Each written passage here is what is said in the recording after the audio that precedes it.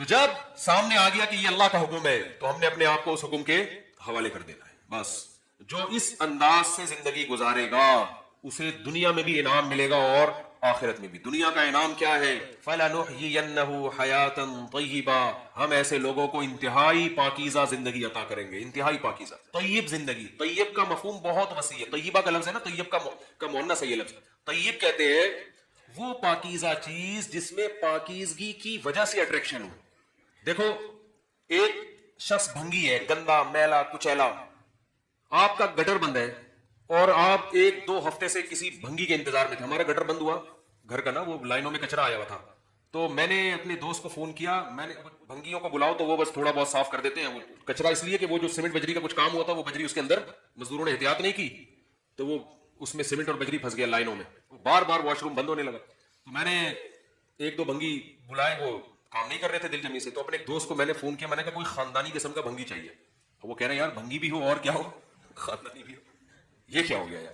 تو میں نے کہا ہے there are two types of بھنگیز. میں نے کہا ان میں بھی دو قسمیں ہوتی ہیں, خاندانی اور جو حلال کر کے کھاتے ہیں اور ان کو گند میں بھی حرام کا شوق ہے. بعض ایسے بھی ہوتے ہیں کچھ حلال کر کے بھی کھاتے ہیں. تو خیر انتظام ہوا, پھر اس نے آ کے محنت کی اور اللہ تعالیٰ اسے جزائے خیر دے. تو وہ پوری لائنیں اس نے چینج کی, محنت کی. تو اب دیکھو کسی کے بھی گھر میں واش روم بند ہو جائے, مسائل کھڑے ہو جائے, تو بھنگی کی طرف بھی اس کی رغبت ہوگی کہ نہیں ہوگی؟ اس کے لیے اس وقت سب سے زیادہ اٹریکشن کس میں ہوگی؟ خاندانی بھنگی میں. کہ یار کوئی خاندانی قسم کا کیا مل جائے, بولتے کیوں نہیں, بھنگی مل جائے. تو مجھے جب فون آیا نا تو میں سارے کام چھوڑ کر آ گیا. پھر اس سے ہم نے گلی کے گٹر بھی, یہ تو گورنمنٹ کی ذمہ داری ہے گلی کے گٹروں کا کام, لیکن ہم نے اپنے خرچے پہ گلی کے گٹروں کی بھی صفائی کروائی. گٹر کے ڈھکن بنوائے ہم نے اپنے ذاتی, میں نے اپنے خرچے پہ. آپ اندازہ لگاؤ یار یہاں تک نوبت پہنچ چکی ہے کہ لوگ اپنے ذاتی خرچوں پہ گٹر کی صفائی بھی کروا رہے ہیں, اس کے ڈھکن بھی بنوا رہے ہیں. تو ہم نے اپنے, اور سب حضرات سے میں کہتا ہوں کراچی میں اگر صفائی چاہتے ہو اپنے گھر کے سامنے کے ایریے کو, اپنی گلیوں کو خود صاف رکھو. حکومت سے آپ یہ امیدیں نہ لگائیں. لوگ کہتے ہیں نا ابھی پنجاب سے کوئی رشتہ دار ہے کہہ رہے اتنا گندا کراچی, تو بھائی خود صفائی کرو. کوئی بھی نہیں کرے گا صفائی. اپنے گھر کے گٹر اگر خراب ہے, بھنگی کو اپنے خرچے پہ بلا کے صفائی کروا لو. گٹروں کے ڈھکن اپنے خرچے پہ, ہم نے گٹر کے ڈھکن بھی اپنے خرچے پہ لگوائے. ورنہ ایک عجیب مصیبت کھڑی ہوئی تھی, اتنے بڑے بڑے گٹر ابل رہے ہیں, کوئی بچہ گر جائے خدا نہ خواستہ اور جو بیماریاں پھیلتی ہیں, تو اپنے خرچے پہ یار ہر 10 لوگ اگر اپنی گلی کا ذمہ داری اٹھا لیں گے, شہر صاف ہو جائے گا انشاءاللہ. اس پہ بھی ایک مہم چلائیں گے انشاءاللہ بھی. تو خیر کیا مسئلہ ہے, آپ کو بھنگی میں بھی بعض دفعہ دلچسپی ہوتی ہے, لیکن وہ اس کی صفائی ستھرائی کی وجہ سے بولو نہیں ہوتی, وہ ضرورت ہے.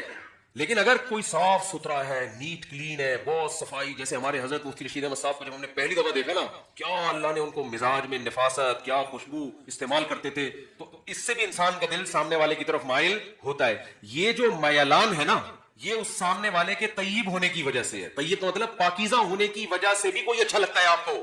تو اللہ فرماتے ہیں جو میری غلامی اختیار کرے گا فَلَنُحْيِيَنَّهُ حَيَاةً طَيِّبًا, اسے ایسی زندگی دوں گا جو طیب ہوگی. یعنی اس زندگی میں اتنی پاکیزگی ہوگی, اتنی صفائی اور اتنا ستھری ہوئی زندگی ہوگی کہ وہ زندگی اس کو اچھی لگے گی اپنے صاف ستھرے ہونے کی وجہ سے.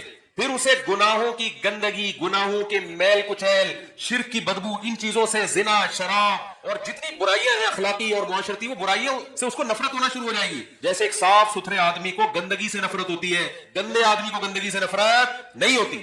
آپ کچھ دن کسی بھنگی کو نہلاؤ, ڈیٹول سے, تیزاب سے نہلا دو اس کو. کراچی میں اگر کوئی بھنگی ہے تو میرا خیال ہے اس کو تیزاب سے نہلانا پڑے گا, کیونکہ اس بیچارے کا سارا دن کام کیا ہے, گندگی اٹھانا. بہت گندا ہو گیا کراچی. تو آپ نے اس کو تیزاب سے نہلایا, آپ نے پھر جناب اس کو خوشبو میں نہلایا, سفید کپڑے پہنائے, بالکل صاف ستھرے. 1 ہفتہ 2 ہفتہ 1 مہینہ آپ اس کو اس حالت میں رکھے تو وہ دوبارہ گندگی صاف کرنے کا گوارا نہیں کرے. اس کو صفائی سے محبت ہو جائے گی. ہمیں حیران کی ہوتی ہے نا یار, یہ بھنگی لوگ سارا دن یہ کیسے گھستے ہیں بیچارے. بھائی یہ مجبور ہو کے یہ کام ان کی فطرت میں شامل ہو چکا ہوتا ہے, لہٰذا ان کو گندگی سے نفرت ختم ہو جاتی ہے. ہاں وہ پورے ڈوب جاتے ہیں اور وہ نکل کے زندہ سلامت واپس آ جاتے ہیں. رپورٹ پیش کی ہے, بہترین رپورٹ پیش کی, کہہ رہے اندر ڈوب بھی جاتے ہیں وہ. ایک عام آدمی صاف پانی میں ڈوب کے مر جاتا ہے. تو وجہ کیا ہے میرے بھائی؟ وجہ یہی ہے کہ جو انسان اللہ کی غلامی اختیار کرتا ہے نا, آہستہ آہستہ پاک, کیونکہ اللہ نے جتنے احکام دیے ہیں وہ سارے پاکیزہ حکم ہیں.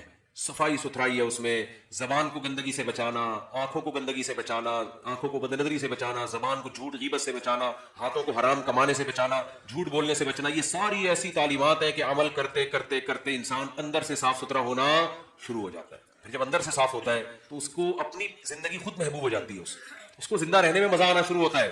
یہ جو ادھر سے پیسے ہتھیا لیے, ادھر سے رشوت لے لی, ادھر سے جھوٹ بولا, ادھر سے یہ لوگ ہمارے اکثر وکیل حضرات کر رہے ہوتے ہیں, سارے نہیں جو میرا بیان سن رہے ہیں ان کے علاوہ, تو آپ دیکھو نا ان کے چہروں پہ عجیب سی نحوست نہیں ہو جاتی؟ جو رشوت لیتے ہیں صبح شام, چہرے عجیب بے رونق. یہ کیا ہے بے رونقی؟